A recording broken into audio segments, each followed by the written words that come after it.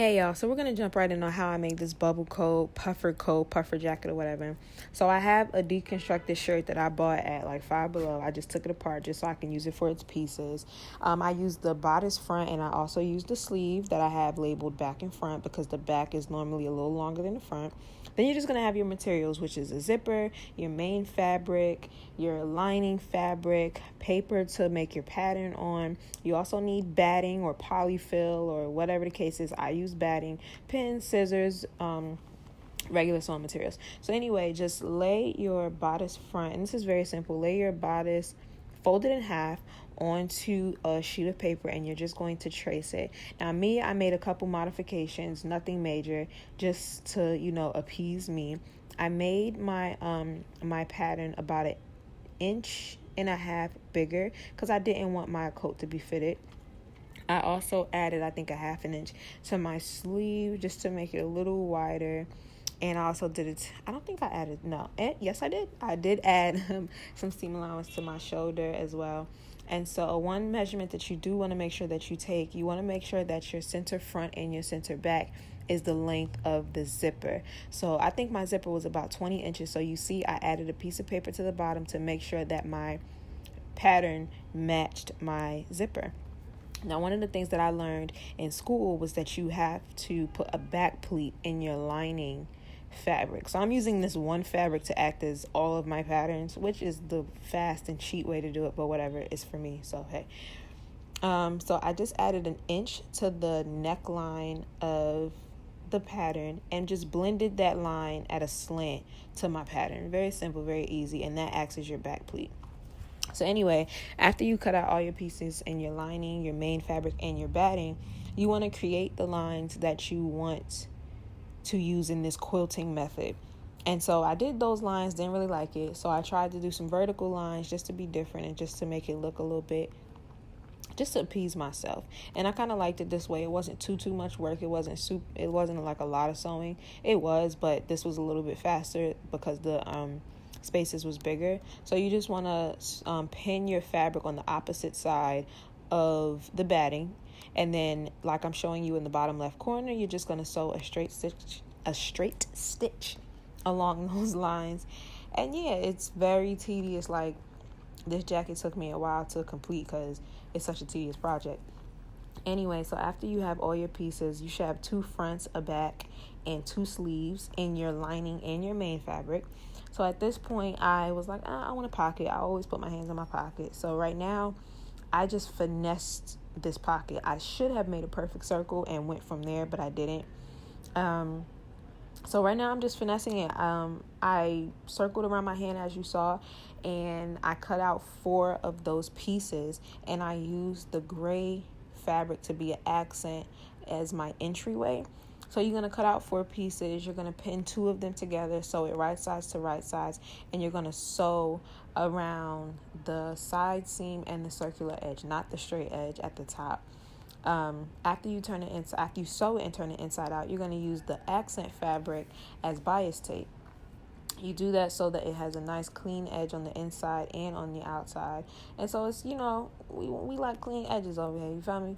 So anyway, you're going to sew a straight stitch on that open seam. If you do it the way that I do, sew a straight stitch, and then you're just going to pin it to the front of your coat. Yeah, after you pin it to the front of your coat, you're going to sew along the curve that I just showed you, and then you're finito. So the way that I do my coats, especially if it has polyfill or batting, I sew the shoulder seams first, and then I attach the sleeve while it's open. As you see here, I just put both of the seams together and I sewed it while it was open.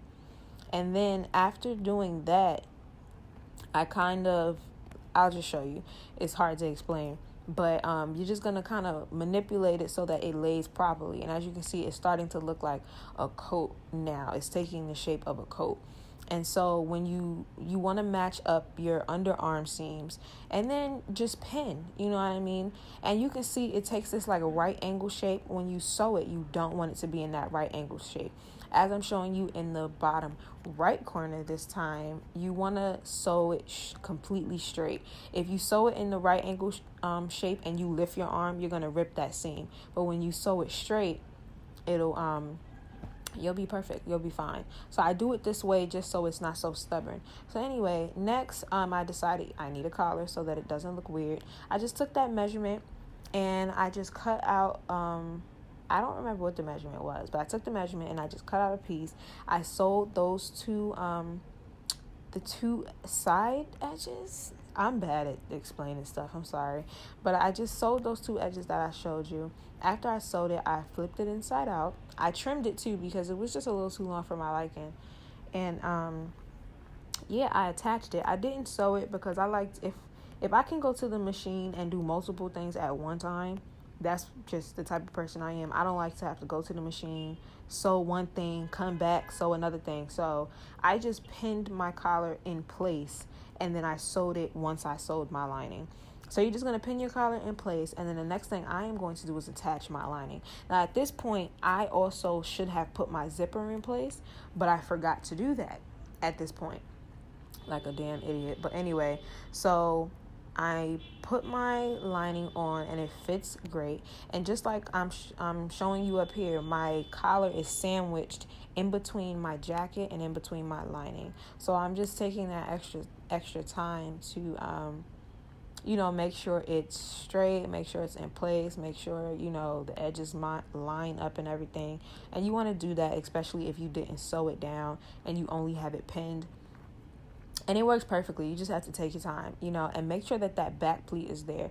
Like if you cut out your back pleat, but you don't have it folded properly, then, your lining is going to be a bit bigger than your jacket. But anyway, so you just want to pin all the edges together. And yeah, it's really simple. You're just going to go to your machine, and I started in my center back neck and sewed all the way around. So now I'm going to show you how I did my sleeve. I'm going to show you how I did my armhole. Wait, is it armhole? Well, I guess the wrist part opening, whatever. I'm sorry, y'all. I can't explain things properly. But anyway, this part is a little complicating, but it's easy once you get it. You're just going to take your wrist area, whatever, and fold it upwards. Then all you're going to do is literally line up the side seam from your lining and your main jacket fabric or whatever. Put it inside. You're going to put the main fabric in the lining and then sew around the raw edge. That may sound like, what the hell did she just say? And I know, because I confuse myself every time I use this method, but it works. All you do is fold the cuff up, put it in the lining, and sew around the wrong edge. I promise you, if you practice this a couple times, you'll use this method every single time, especially if you don't use cuffs. I feel like if you don't want to use a cuff, this way is perfect, and you won't have to top stitch or anything like that, because it'll be completely clean and it'll look the way, that you want it to look. So that's all I did. I did that to both of the sleeves. Well, wrist area, but it is the sleeve, right? So yeah, whatever. So yeah, I did that to both of them. And you'll have like this little loop situation in your sleeve, and if you have that, then that's perfect. And you just want to sew around the raw edge. Do not sew your jacket, just the raw edge. So after that, I'm showing you what it looks like, removing all of the pins. And yeah, so after you remove all your pins, I left a seam open in my sleeve. I should have said that before, but my sleeve is completely open. So now through my sleeve, I'm going to pull my jacket completely inside out. And guys, when I tell you that this took me forever, because you don't want to just pull all aggressively, because you'll rip your seam even more, even though it's open. You don't want to do all of that. But anyway, yeah. So I pulled the jacket completely through my sleeve, and now you see me here just finessing it just to fold those raw edges in, and you're going to take it to your machine and sew a straight stitch, or you can be a G and completely hand sew it. I'm not a G. I took it to the machine, you feel me? So I'm just going to show you the sleeves here, how clean they are, and the lining is on the inside. Sorry, it's kind of far away, but whatever. So yeah, you just want to make sure all your threads are cut. I didn't film me putting in my zipper because I forgot to record it, but that's it, and I'm finito.